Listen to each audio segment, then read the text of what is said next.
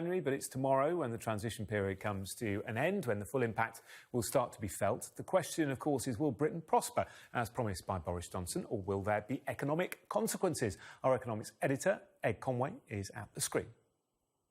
Now, when it comes to Brexit, one of the big things, of course, everyone's been talking about is what is the economic impact going to be? Well, no one really knows for sure, but it's worth just looking at a few potential forecasts. One scenario that's been provided by the Office of Budget Responsibility kind of shows you pretty clearly what they think might well happen. This line here shows you what could potentially happen to GDP, the best measure of economic growth, if we stayed inside the EU. The fact that it's flat, don't read too much into that. They are still expecting growth, but this is just so we can compare these different potential paths. Now, we're around here at the moment, and this is what their computer said, as it were, for a free trade deal. So down by about 4% by the 2030s, and this is their no-deal Brexit forecast. And the key thing here to note here is the big gap isn't between these two things, the WTO Brexit, no-deal Brexit, and the free trade deal. It's actually between both of those and staying inside the EU. And they think, actually, we've already lost about 1.8, 1.5% or so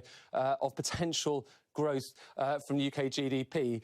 But it's not just GDP. It's also worth, looking at what businesses are thinking, looking at the concerns that they have for their balance sheets. And this survey is from the Bank of England just not long ago, showing you what various businesses said that would be the potential impact of Brexit. You can see there is a certain chunk saying there's going to be a large negative or a small negative effect, over about kind of 30% or so.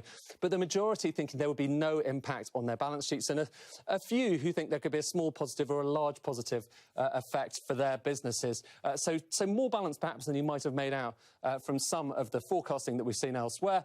And uncertainty has been the key thing hanging over these talks as they've gone on. At least some of that might have been dispelled by now. At least there's more certainty. But you can see that uncertainty starting quite high, around 40%, and then going up to around 60%. That's 60% of all businesses saying Brexit is in the top three of their concerns by 2019 and then into 2020 as well. Now, one of the issues that's hung over the Brexit talks, and we've talked about it an awful lot recently, is the UK's reliance on food imports. So this chart's basically going to show you where we get our food from, and it goes all the way back to 1988. You can see those are the exports coming out of the UK going elsewhere around the world. That's domestic production, so anything in the positive territory, around kind of 50-60% comes from domestic sources.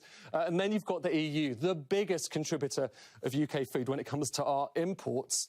And then you can see Africa, the Americas, and Asia and others as well. But just note how big the EU's part is in that. And that's not going to change our reliance on Europe as a source for our food and indeed other goods as well. Finally, we've talked so much, haven't we, recently about fishing. The fishing sector has been in some ways one of the key sticking points when it comes to these talks. So it's worth just asking the question, how big is fishing actually when you take the UK economy? And what I've got here, don't try and read all of this small print, but this is basically every sector in the UK economy, from the biggest services sectors down to mining of coal and lignite down there at the bottom. Now, you might have asked yourself, you might have thought that fishing might be somewhere in the middle, somewhere near the top, but actually, have a look at this.